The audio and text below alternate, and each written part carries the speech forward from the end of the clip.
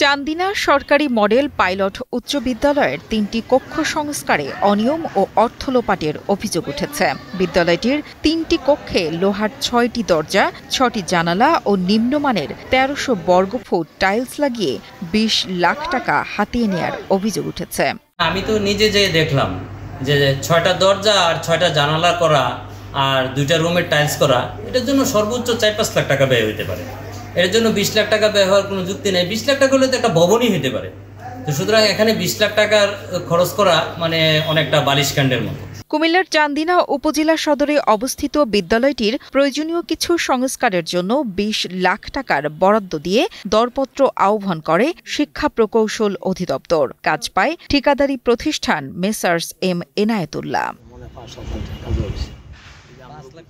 বিদ্যালয় ভবনের ২টি শ্রেণীকক্ষের ৪টি দরজা ও ৬টি জানালা, ছাদ সংস্কার এবং একটি অফিস কক্ষ, শিক্ষক মিলনায়তন ও একটি নামাজের কক্ষের ১৩০০ বর্গফুট টাইলস লাগানো এবং নামমাত্র রঙের কাজ করে ঠিকাদারি প্রতিষ্ঠানটি। বিদ্যালয়ের একাধিক সূত্র জানায়, ২টি শ্রেণীকক্ষ ও একটি নামাজের কক্ষে লোহার সিঙ্গেল পার্টের ৬টি দরজায় ৩৫,০০০ টাকা, ৬টি জানালায় সর্বোচ্চ ৫০,০০০ টাকা এবং একটি কক্ষের জানালায় সিট লাগানোর খরচ ১০,০০০ টাকা ধরলেও ১ লাখ টাকার মতো খরচ হয়। ১৩০০ বর্গফুটের ৩টি কক্ষে ১৬x১৬ ইঞ্চি টাইলস লাগানোর খরচ ১,২০,০০০ টাকা। একটি কক্ষ, একটি ভবনের ছাদে সিলেকশন পাথর, বালু ও সিমেন্টের ঢালাই দেওয়ার খরচ ৫০,০০০ এবং নামমাত্র রঙের কাজ সহ অন্যান্য কাজে আরও সর্বোচ্চ ১ লাখ টাকা হিসেব করলেও সর্বমোট ৪ লাখ টাকার বেশি খরচ হওয়ার সুযোগ নেই। সে হিসেব করলে ৩টি কক্ষে সংস্কার খরচ সর্বোচ্চ ৪ লাখ টাকা। বান্ডেল থাকলে প্রতি সেনমানিতে টাকা বাঁচবে। বিকাশ সেনমানি বান্ডেল কিনে জিতুন প্রতি লেনদেনে। দরজা জানালা সংস্কারে ১ লাখ ও ৩টি কক্ষের সংস্কার খরচ ৪ লাখ টাকা ধরলে মোট ৫ লাখ টাকা খরচ হওয়ার কথা। কিন্তু এসব সংস্কার কাজে উপজেলার শিক্ষা প্রকৌশলীর যোগসাজশে ২০ লাখ টাকা হাতিয়ে নেয়ার পায়তারা করছে ঠিকাদারি প্রতিষ্ঠান। তাছাড়া বিদ্যালয়ের শিক্ষকদের জানানো হয়নি কি কি সংস্কার করা হবে এবং দেখানো হয়নি কাজের শিডিউল। আমি কয়েকবার চাইছি, আমার দেয় না এবং সে বলে যে দ্যাম দিচ্ছি ওর আমি যেটা পাই না, আমার কাছে অনেকেই চাই, আমি দিতে পারি না এবং কী কাজটা করবো বা করতেছে এটাও আমি জানতে পারি না, কারণ সে আমাকে শিডিউল দেয় না।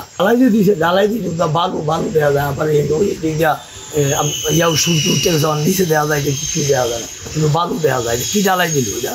বিদ্যালয়ের শিক্ষকদের হাতে শিডিউল দেয়া ও কাজের বিষয়ে জানতে চাইলে ঠিকাদারি প্রতিষ্ঠানের স্বত্বাধিকারী জানান, এসব কাজে কিছুটা ১৯-২০ থাকেই।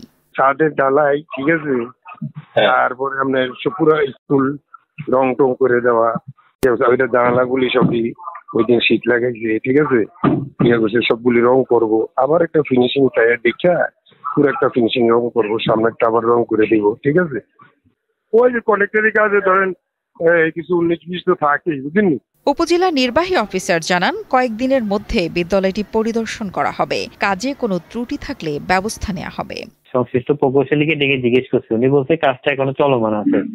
আমি আর ওই যে আমাদের যে মাধ্যমিক শিক্ষক অফিসার আছে উনি সহ মিলে আমাদের অন্য একজন ইঞ্জিনিয়ারকে নিয়ে কালকে আমরা সেটা পরিদর্শন করব। পরিদর্শন করে আমাদের কাছে যদি কোনো কাজে গাফিলতি বা কোনোটা দেখি যে মানে এস্টিমেট অনুযায়ী হয় নাই বা কোনো জায়গায় অসঙ্গতি আমাদের নজরে আসে, তাহলে আমরা এটা লিখিতভাবে তাদের জেলা অফিস বা জেলা যে এক্সিএন আছে ওনাকে জানাবো। এভাবে বিদ্যালয় সংস্কার ও মেরামত প্রকল্পের ২০ লাখ টাকা হজম করার চেষ্টাকে অস্বাভাবিক এবং আওয়ামী শাসনামলের বালিশকাণ্ডের সঙ্গে তুলনা করলেন বিদ্যালয়ের একাধিক শিক্ষক। তাদের দাবি, দ্রুত তদন্ত করে রাষ্ট্রের টাকা আত্মসাৎকারীদের বিরুদ্ধে আইনগত ব্যবস্থা নেওয়া হোক।